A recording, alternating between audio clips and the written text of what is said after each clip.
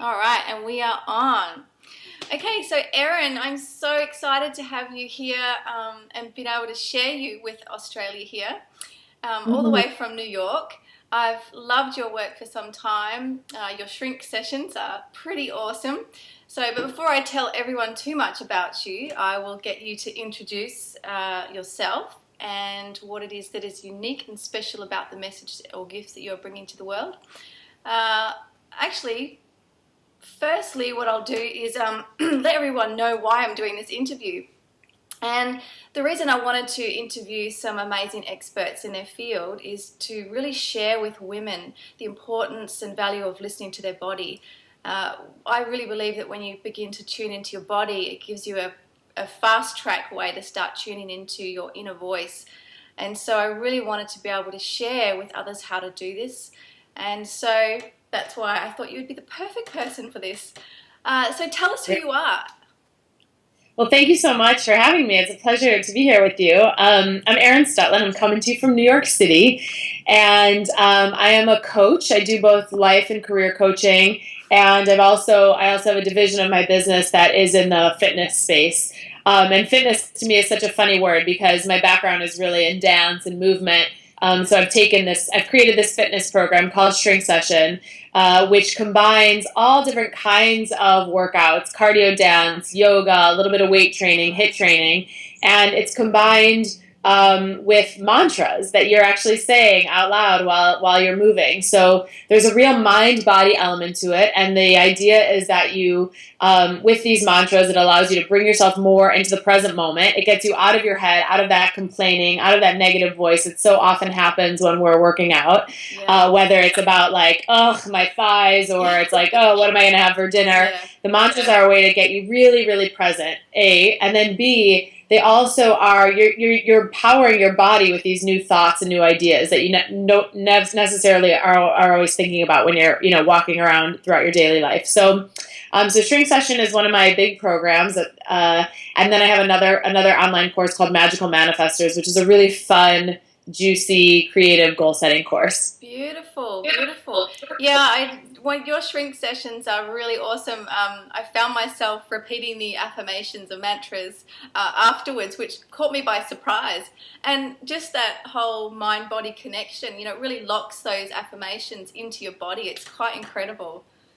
Yeah, it's really an amazing process, and a lot of times when I tell people about it, they're like, "That's weird," which I get. It's a bit funny, but part of it also, what I encourage people to do is it is fun, it is playful, and I Yeah, think that if you can incorporate a little bit of playfulness into your movement, I mean, you just absolutely. open up so much possibility there. Like sometimes we Yeah, just take it so seriously, and we so dread doing any kind of workout, but like when you're having fun, you don't even, the time flies. And yeah. so part of actually the mantras is bringing also back sort of that playfulness that you had when you were a kid, jumping around your room, making up dances with your friends. Yep, absolutely awesome. Yeah, it's so true. We really do forget to bring the fun into things sometimes. Yeah.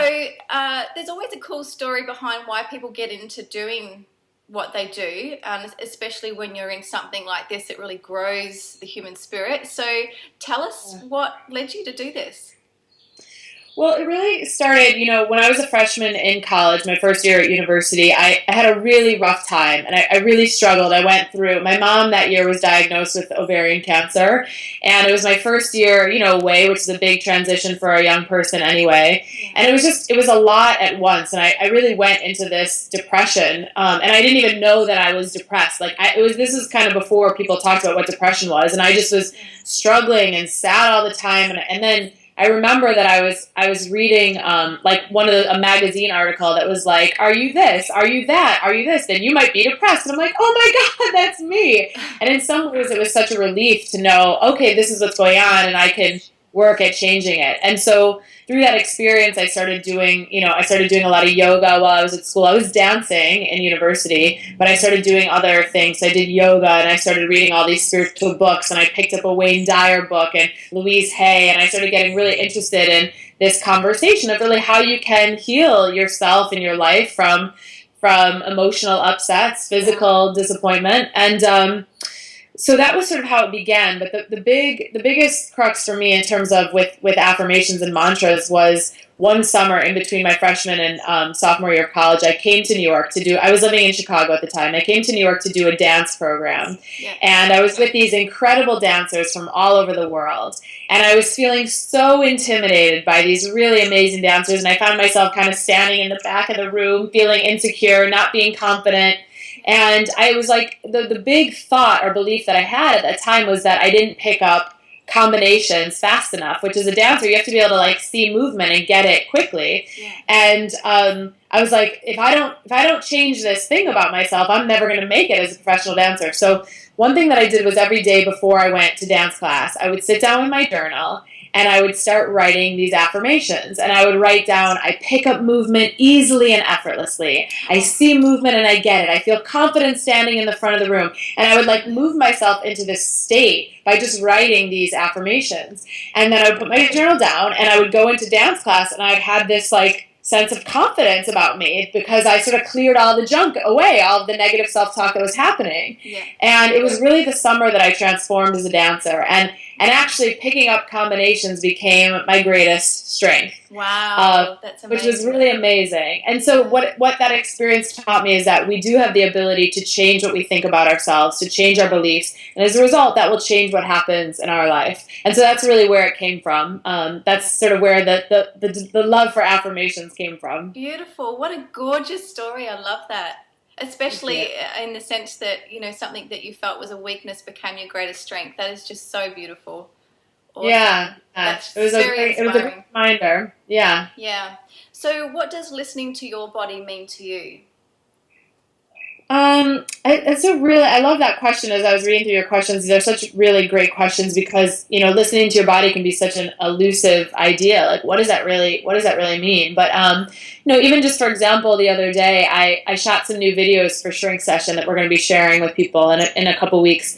And, it was great. And the whole day was like amazing and inspiring. And I was like, yes, this is what I was born to do. And I felt on fire. And I was like, oh my God, I could do this every day for the rest of my life. Yeah. And the next day I woke up and I was like, I can't walk. I'm so sore. And I am so exhausted, like emotionally exhausted, physically exhausted. I mean, my brain was like really fuzzy and foggy. And I think listening to your body was like me saying, and you're going to rest now. For the next 24 hours, you're going to drink a lot of water and you're going to lay in bed and like write whatever you're going to do, any work that you have to do from bed. You're going to do the minimal amount that you have to do. Then you're going to close your computer and you're going to just chill out because you put a lot out there. You put a lot of effort, a lot of energy and creativity out there. And I think that, you know, when we do that, sometimes we want to keep going, and we have to listen. Our body really needs that recovery time, both physically and mentally. So to me, that's what listening to your body is really, you know, watching your own rhythms, paying attention to your own rhythms and what you need. Yeah, beautiful. Yeah. I think when your body kind of pulls you in to have that rest, it's almost a way of pulling your spirit back to kind of reconnect as well. So it's not just merely a physical thing. It's kind of that space to recenter yourself, reconnect, and it's really cool. Yeah. I love that. And, you know, one thing I was thinking about as well is just that's really interesting, I think, for people to know that from a physical perspective, you know, from a training perspective, the rest and recovery time is actually the time that you are doing your most growth. And that's actually, like, from a physical perspective, that's actually the time where your muscles are actually really changing during the rest periods because your energy stores are, you know, the tissues being repaired. And I really think actually it's the same thing in life with your, you know, with your soul and your spirit, that actually you might be very well doing your biggest growth while you're resting. Yeah. Great so reminder. Really a great reminder. So I guess it kind of maybe definitely probably answers my next question, but what is one of the biggest lessons that your body has taught you and why? I mean, I think it really is, it's not even just listening to when you need a rest because I think as women or anyone, a lot of us, you know, in this day and age, we're just like going. So we don't always listen to the rest. Yeah. But I also think it's really important to listen to your body when it needs actually a little bit of a push. because I know sometimes I'll be like, ugh, I don't feel like exercising. I'm tired, or, I'm busy or whatever. And actually, the very thing that's going to make me feel better is actually pushing myself just a little bit, not in a Yeah. mean way, but in really loving, like, get your butt out there, get a little sweat on, Yeah. and get yourself going. And I think that actually is really valuable as well on the other end, to listen to when you need a rest, but also listen to when you need a little bit of a challenge. Yeah, absolutely. So true. So true. So, what has your body taught you about who you are in the world? How has it allowed you to know who you are more? I think for me personally, I'm sure everyone has their own experience, but growing up as a dancer, like that was my church. That was where I went Yeah. to get centered, and as a dancer, like, you learn as a young person how to express every emotion through every gesture, every Yeah. muscle. Like, you learn how to really express yourself of all your feelings through your body. And so I think for me, it's taught me is that, to really feel open emotionally, I have to be in my body. Like, I have to be connected to my body. I have to be doing, whether it's a stretching or running or jumping, or it doesn't really matter what it is, but to really have the full expression of my emotions, I have to be in my body. Yeah. I think that's the best thing Beautiful. that it's really taught me. Yeah, that's really gorgeous. Awesome.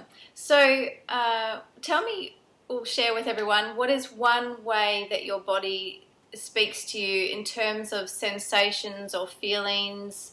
Is there anything specific that you go, oh, yeah, something's going on there, or Hmm.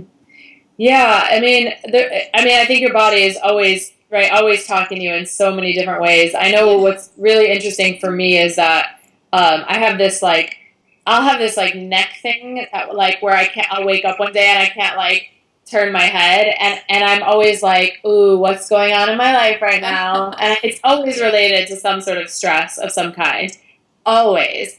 And I think it's funny because I think a lot of times people will be like, I slept funny. And, like, yeah, maybe. But I also think there's something else, especially if you have a reoccurring injury or reoccurring something in your body. I think it's really your body's trying to talk to you in a way. So for me, that's a big one, like that neck thing. If it's happening, I'm like, oh, I need to rest, or I need to take care of something in my life. yeah. That's a big one. Awesome. That kind of reminds me of one of your quotes that I love: when there's movement in your body, there's movement in your life. I've got that actually pinned to my vision board. It's awesome. Long before that I ever figured I would connect with you for an interview. So it's such a cool one because it really is reminds you of the energetic component to moving your body. Yeah. And I suppose that kind of relates to you having that stiff neck. Okay, there's something that's not quite moving in my life. There's not flow in a particular area. So it's really kind of cool to relate the two.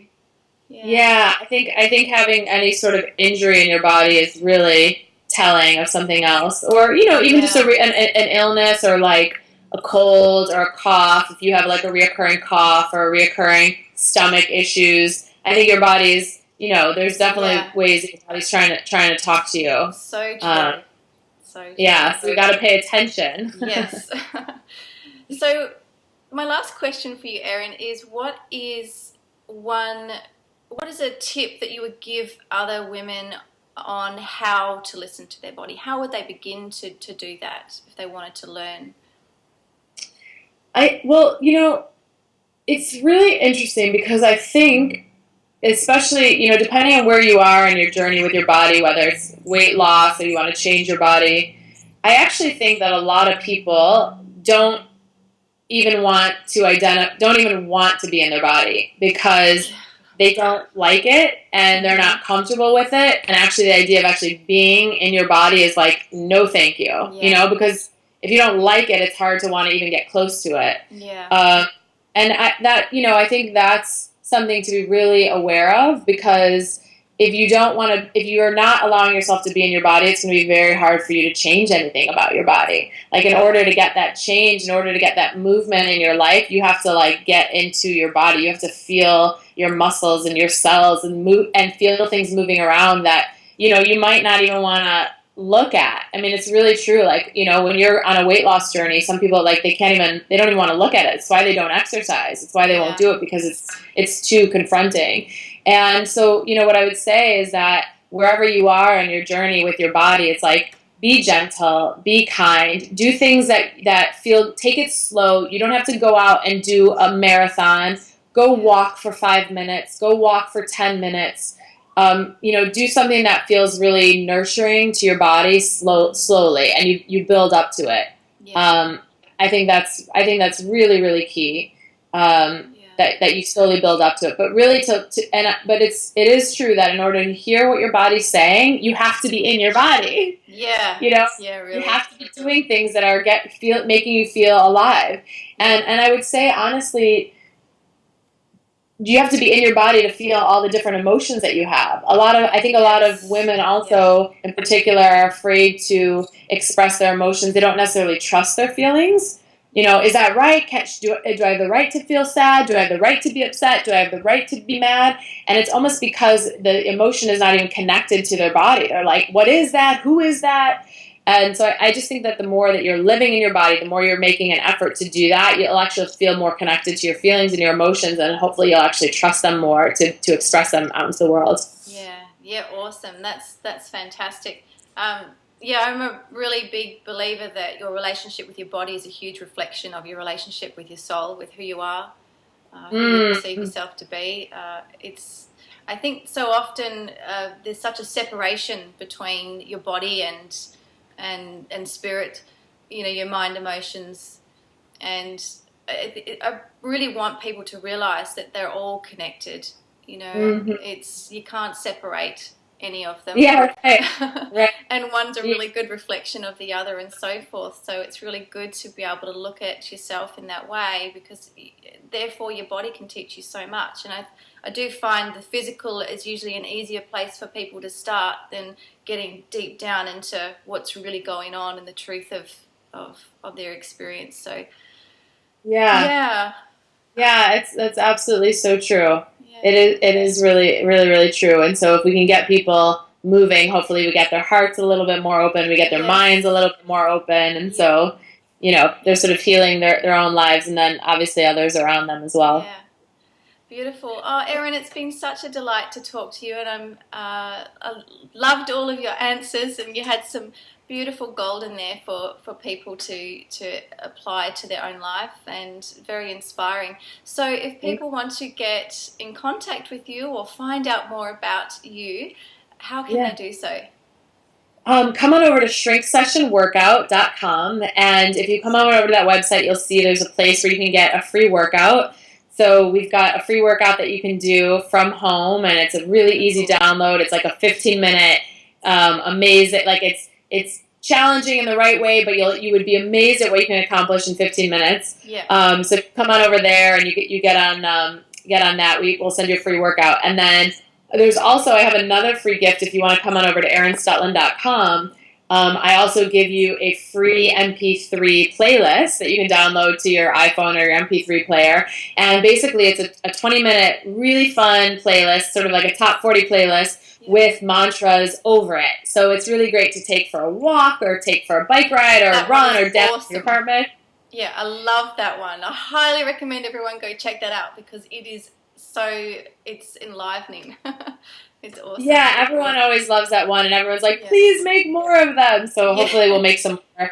In the next few months we'll make some more of them. But you've got there's some great opportunities. We're over here trying to help you move your body in a way that's fun, that's effective, that's inspiring and playful and creative. And if that's what you're looking for, and you're looking for something new to do physically, then definitely come over and check it out. Excellent. Thank you, Erin. Well, hopefully we can connect again in the future, and thank you again. Thank you so much.